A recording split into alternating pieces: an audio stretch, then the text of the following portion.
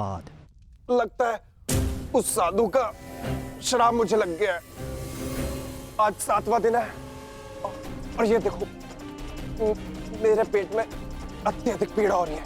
जाओ, आज से ठीक 1 सप्ताह के पश्चात तुम्हारे पेट से मूसल ही उत्पन्न होगा, जो तुम्हारे वंश के विनाश का कारण बनेगा। इस पीड़ा से मुझे मुक्त करो मित्र, मुक्त करो।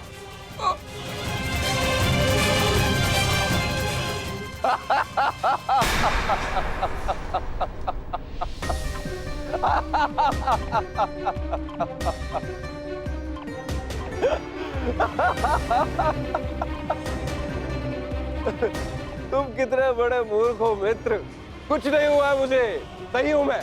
कहा था ना मैं, वो साधु एकदम पाखंडी है।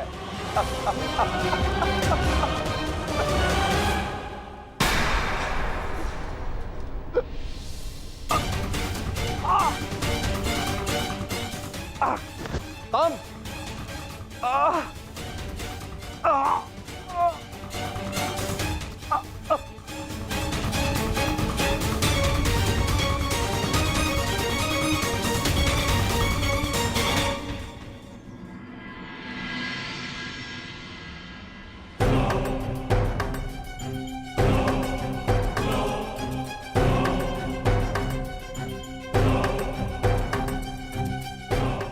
बड़ी विचित्र घटना घटी है वासुदेव। कुमार साम के शल्य चिकित्सा के पश्चात उनके पेट से ये मूसल निकला है।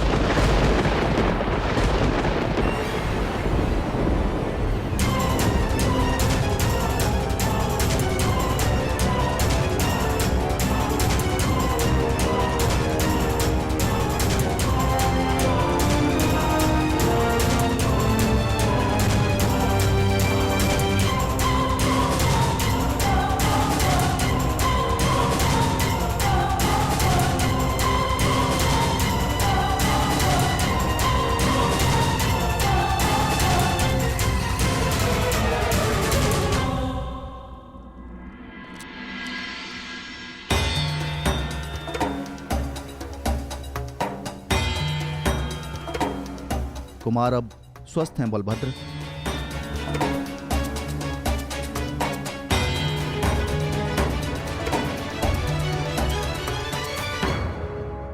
देख लिया, ये उस श्राप का नहीं, ये तुम्हारे अहंकार और तुम्हारे मदिरापान का फल है। ये श्राप तो केवल एक निमित्ता है। तुम्हारे कर्मों के कारण यदुवंश का नाश जन्म ले चुका है। यदि मदिरा के मद में तुमने एक महात्मा का अपमान ना किया होता तो आज तुम्हारी यह दशा ना होती।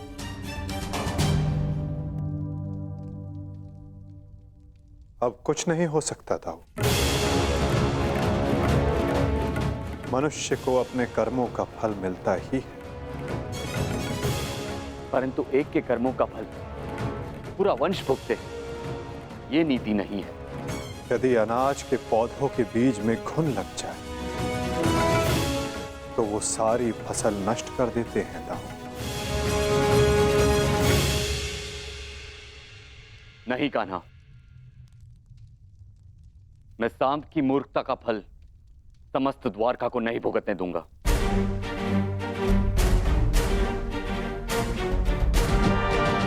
आप इस मूसल का क्या करेंगे दाऊ?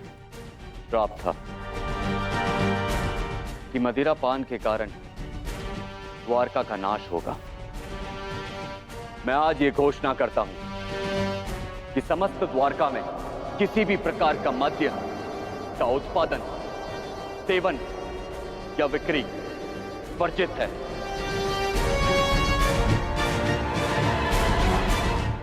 और रही बात इस मूसल की, तो इसका उपाय है मेरे पास।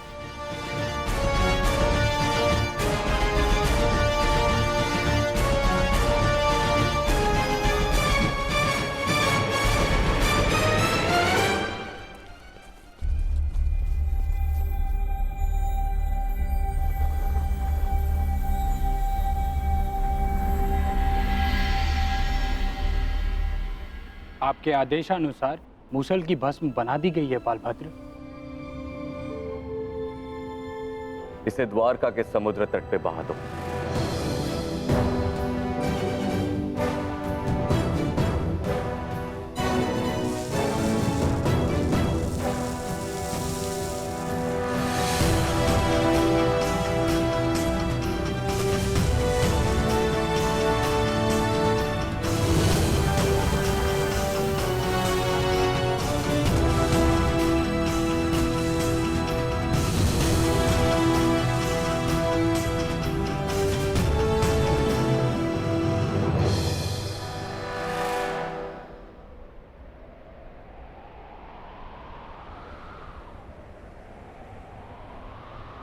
दाऊ, हमारे कर्म ही हमारी नियति निर्धारित करते हैं, केवल साम के कर्म ही नहीं। कुछ श्राप हैं। मैं तुम्हें श्राप देती हूँ कि जिस प्रकार तुमने मेरे कुल का अंत किया है, उसी प्रकार तुम्हारे कुल का अंत भी होगा। और कुछ पाप भी जो द्वारिका की नियति बनाएंगे। चक्रवात से घर के धराशायी होने का भय हमेशा रहता है कृष्णा। इसका अर्थ ये नहीं कि मनुष्य अपने घर की नींव सुदृढ़ ना करे।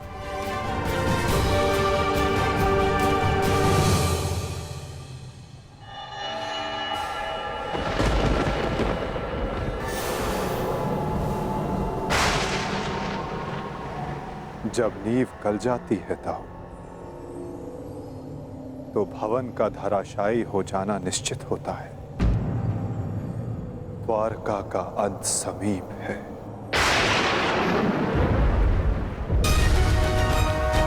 नहीं कान्हा, मेरे रहते हुए ऐसा नहीं होगा।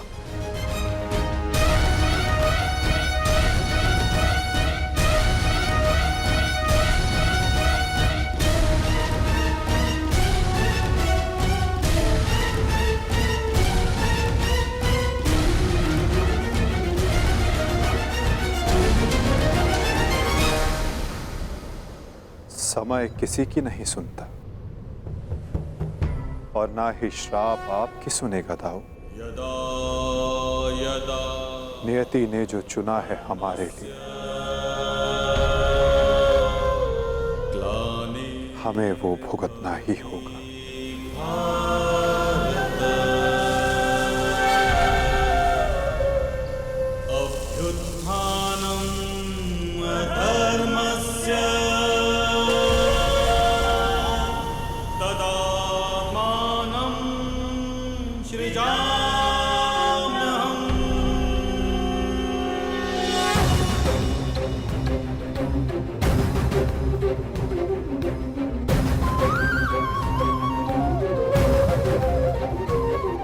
हर एक सरकंडे में एक आहुति छिपी है दाऊ। किसी की मृत्यु तो किसी की मुक्ति।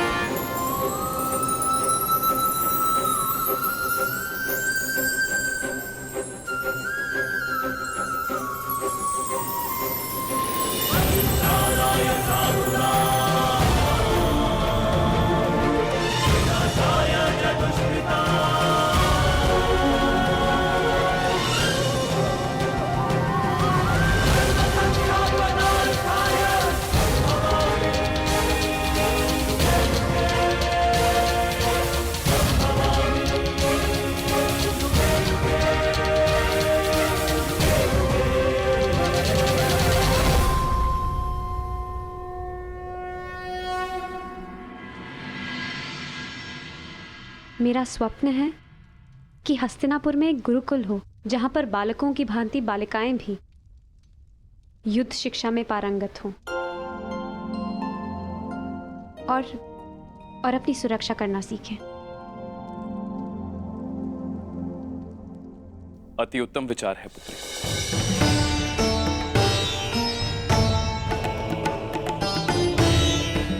प्रणिपात, प्रणिपात, प्रणिपात।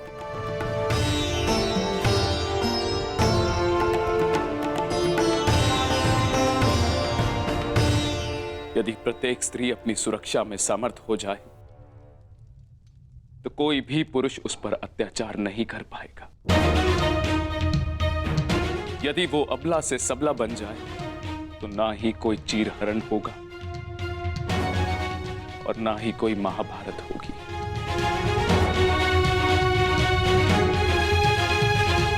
ज्येष्ठ पिताश्री, आपने स्मरण किया?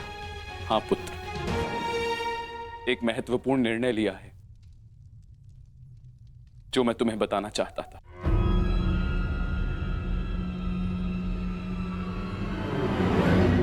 गांधारी, जीवन का हर चरण देख लिया पुत्रों, परंतु अब वानप्रस्थ करके संन्यास ग्रहण करने का समय आ गया है।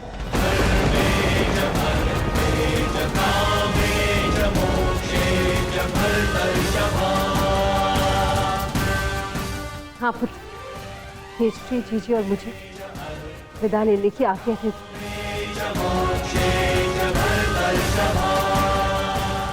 प्रस्थान? किंतु अचानक ऐसे? क्या हुआ माता? कोई समस्या हुई है या हमसे कोई भूल हुई है जिससे आपको कष्ट पहुंचा है? नहीं पुत्रों, तुमने और द्रौपदी ने अपना कर्तव्य कुशलता से पूर्ण किया है और अब हमने निर्णय लिया है कि हम तीनों वानप्रस्थ के लिए प्रस्थान करें।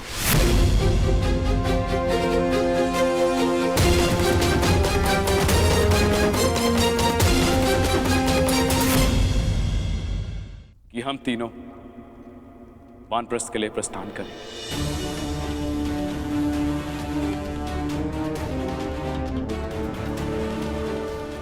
पुत्र का मोह आपको जाने भी नहीं देना चाहता और पुत्र का धर्म आपको रोक भी नहीं सकता। आप सबके तप संचय को रोकना भी पाप होगा।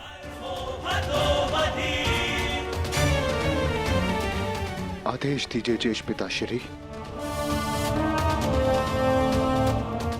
व्यवस्था हो जाएगी। पुत्र, मुझे तुम पर गर्व है।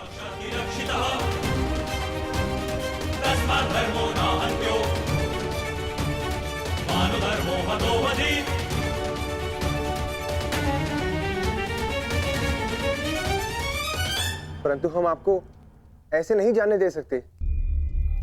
आप सभी के साथ हमें भी एक उत्सव मनाने का सौभाग्य तो मिलना चाहिए ना। ठीक है, जैसा तुम सबको ठीक लगे पुत्रों। तो ठीक है, तो मैं इस उत्सव की तैयारियां प्रारंभ करती हूँ और सभी परिजनों को निमंत्रण भिजवाती हूँ। सर्वप्रथम माधव को।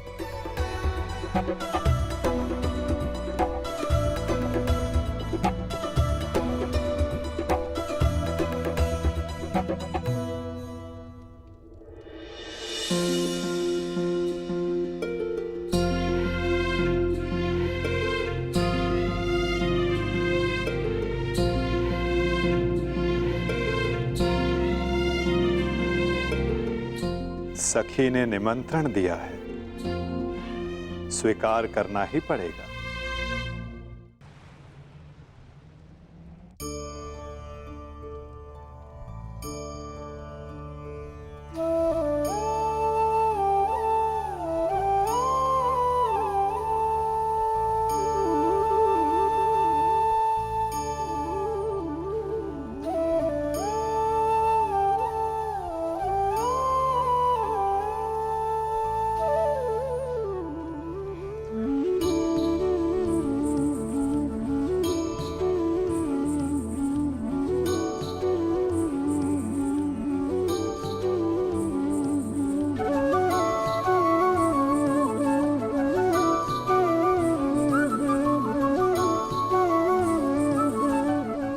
माधव, आप सदैव हम सबके साथ हमारे दुख में उपस्थित रहे, परंतु आज सुख के समय पर आपके आगमन ने हम सबके आनंद को दुगना कर दिया।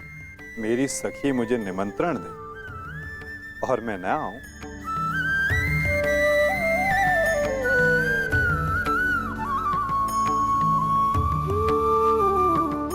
तुम सबका परिश्रम स्पष्ट दिखाई दे रहा है। जब प्रेरणा देने वाला शुभ हो तो परिश्रम का फल भी शुभ ही होता है माधव। आइए माधव, अपना स्थान ग्रहण करें।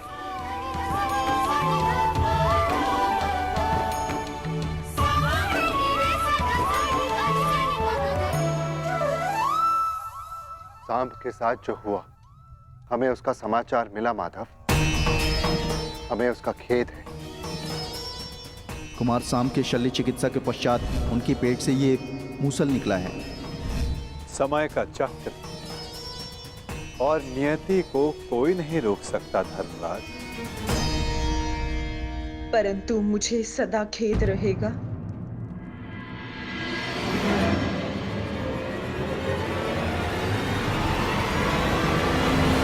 ये नियति मेरे ही श्राप के कारण आई है वासुदेव।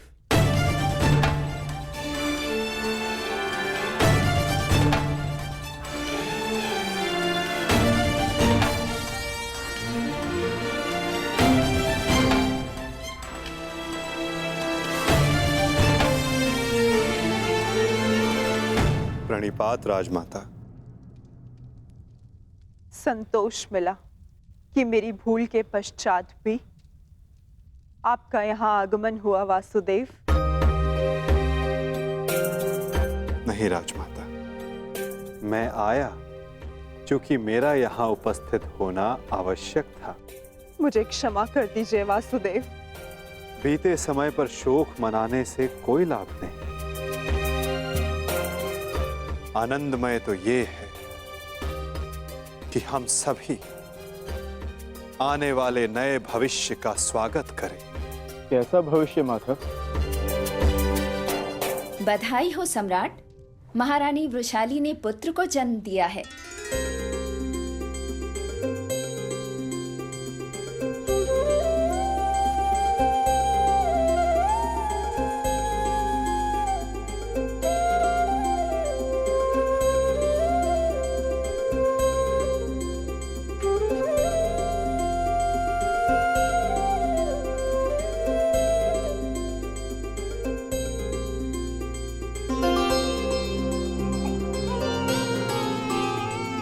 इसकी आंखों में इसके पिता की भांति तेज कल्याण हो। बुआ श्री, इस बालक का नामकरण कीजिए।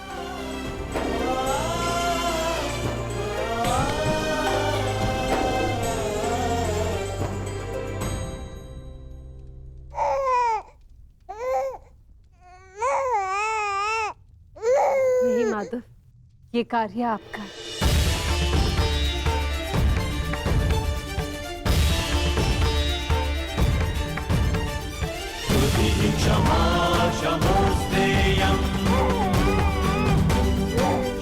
शौचमिन्द्रिय निग्रह क्षमा शमोस्तेयं शौचमिन्द्रिय निग्रह निर्विद्या सत्यं क्रोधो दशकं धर्मलक्षणम्। मित्रकर्ण के एक वीर पुत्र का नाम वृषसेन था और इस वीर बालक का नाम है राधे कर्ण पुत्र वृषकेतु। वृषकेतु, वृषकेतु, वृषकेतु।